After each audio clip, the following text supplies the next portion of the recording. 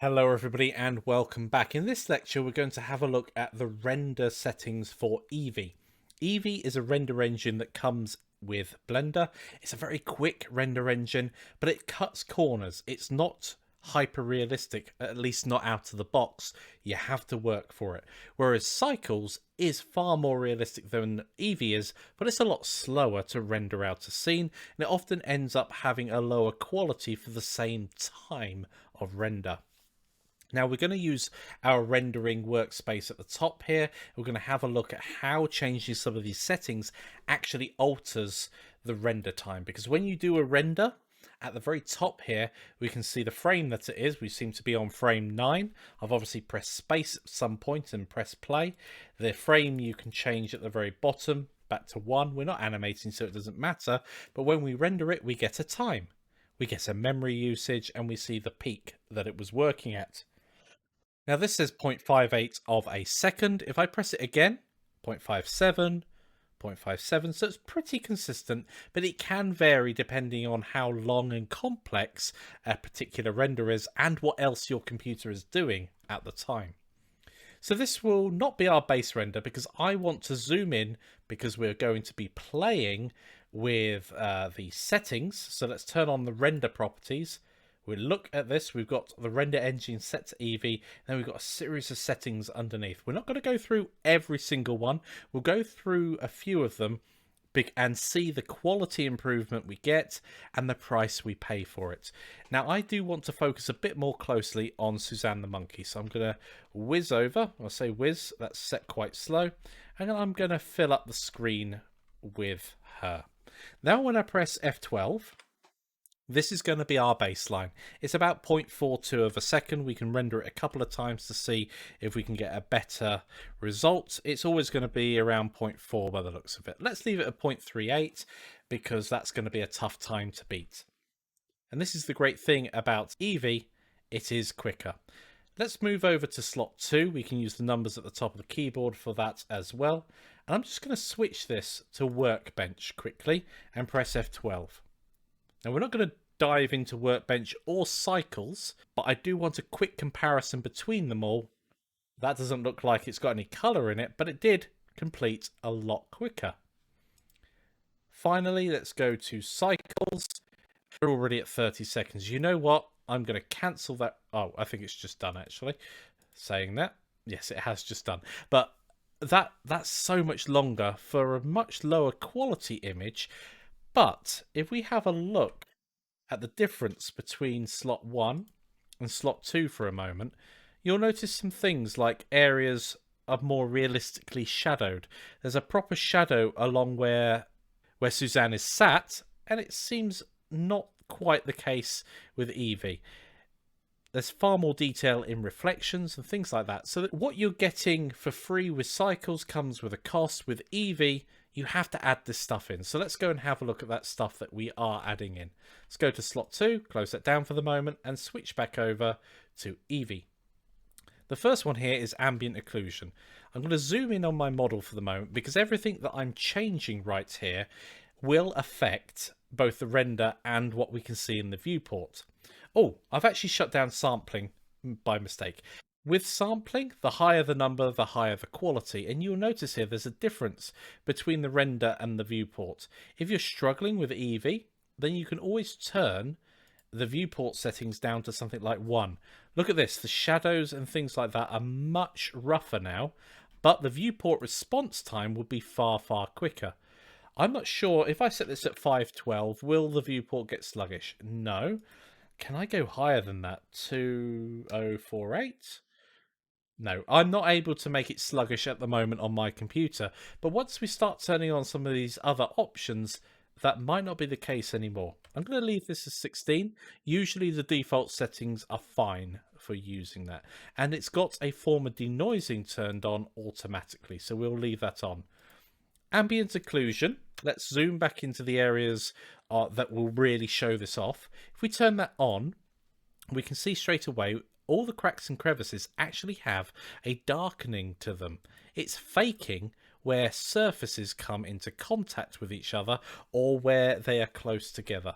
If I zoom out slightly, it also affects the edges here on the pyramid. If If I turn that off and turn it back on again, it looks far better. If I use the drop down here, we can see we've got some controls for these, and we can play with them. And let's say we turn the distance up, and we get a much better shadow under our model than we did before. But that will come with a cost. Let's go ahead and hit F12 and see what that cost was. So we've gone from 0.38. Now, I think that's probably a bit too strong on the ambient occlusion front, but artistic decisions aside, our setting change has made a difference to the render time. I'm going to go back to ambient occlusion and set the distance to its default value by right-clicking and resetting to default value, and just rendering that out again. 0.45 versus 0.38. Now, that has taken a little bit more time. But this sort of time increase will compound itself if you're doing an animation. So that's something to be aware of when you're adding quality settings. Let's close that down for the moment. Oh, let's go to the render setting and set slot 3. The next thing, and probably not going to be easy to see on here, is bloom. If I turn it on, we can't really see an appreciable difference. However, if we disappear from here for the moment and go over to this building, I bet we can see the difference with where the light is hitting here. If I turn bloom off and turn it back on again, you get this lovely effect. It's very warming. You get a glow around any bright light sources, and you can use these controls here to change that effect. So if you really wanted it to be really intense, you can turn up the intensity. You can change how bright an area has to be before the effect takes hold. And of course, we can reset those to their default value as well. Now, over here, I couldn't see any difference when I turned bloom on and off. However, if we go ahead and render into slot 3, took 0.51 384551. So even though there's no real difference, actually look around the eye here. This may be very subtle, and it may not even come across with the compression when you're watching this video, but there is a slight glow around the eyeball. So it is making a tiny difference, but it's also increasing the render time as well. Depth of field we're not using, that's a camera property. So we will leave that for the moment, and there's only one thing to change there, and I don't recall I've ever changed it in the past. So we'll leave that as it is for the moment. Subsurface scattering. We don't have any material set up with subsurface scattering in mind. If we do, it will increase our render time because it's more computationally heavy. Let's go ahead and do this. Let's go and set our material that we're using for the stone. Let's change it ever so slightly and go to subsurface. And let's just set that at 50%. And that's changed how this looks. If I now go ahead and render, I'm not sure if I'm in a free slot, so let's go to slot 4 and render that out. We're now at 0.3, and it's changed how this looks. And just like before, if we increase samples, it should increase quality. I'm going to set this to something silly like 32. I can't see any difference between that and 7. Just to really hammer home the point here that a lot of these settings by default are pretty good. Here comes a big one. If we go to the layout view again and have a look at our render properties and go to screen space reflections and put a tick in that box, suddenly our scene comes to life. This whole area here, look, the red is reflecting from the eyeballs and hitting the shiny surface that is this golden statue. And let's go ahead and render that out. We're up at 5.8, so we've got 3.8, 4.5, 5.1, 5.8. Let's go ahead and turn off half race trez, increasing it. Trace precision, well, let's turn that up. And so we're increasing the quality here, but what cost is that? Well, it's more render time. Every time you increase the quality or add something, it's going to have a cost of the time of render. Again, at the moment, what is it, 0.66 of a second? No big deal. However, with an animation, again, that thing will compound. Motion blur, we're not actually animating, so we won't be able to see the effect of that. So we will leave that for the moment. Volumetrics are an interesting one. This is where we can control the settings of volumetrics, but again, we don't have any volumetrics in our scene at the moment, so we can't really see the effect that goes on there. I will demonstrate really quickly how we can do that. If we go to our material properties, in this case, we're not going to use subsurface anymore. We'll turn that off. In fact, we're not going to use any surface properties anymore. So I'm going to click where it says surface with this green dot, and we'll play with this lots and lots later on. And we're going to turn this off. And I can't see the menu options, so I'm going to have to lift my mouse to the top. We're going to remove it. And because this has no material properties anymore, it's gone black. It can't reflect light because it doesn't know how to. However, if we go to volume and add a volume, principled volume, suddenly we've got this ghostly outline that is the pyramid. You can see it is a bit jerky and then it resolves itself and gets a bit tighter. Let's go to rendering. Let's go to slot 6 and see what the impact of adding volumetrics is. We're now at 0.88, so it's increased once again. Now with volumetrics, you can turn down the tile size, which will increase the quality, and you can turn up the samples, which again will increase the quality, but they will also impact our render time. I'm going to turn those up quite a lot and go to slot 7. We're almost running out of slots, but you're getting the idea now that each time we add things to our stack, our quality settings, even if we cannot see a difference, it does make a difference. This was 5 seconds a frame. Volumetrics are something that are incredibly heavy on a scene, so only use them if it's actually necessary. There are often different ways, which we'll discuss later on, that you can fake volumetrics and get a brilliant result. Other times it is best to take the hit and use volumetrics instead. Okay, let's have a look down the final things we've got here. Oh, let's go back to the right setting. And in fact, I'm going to change the material for this back. So I'm going to remove, scroll all the way up, our volume and add back in a principled BSDF and set it back to a darker grey.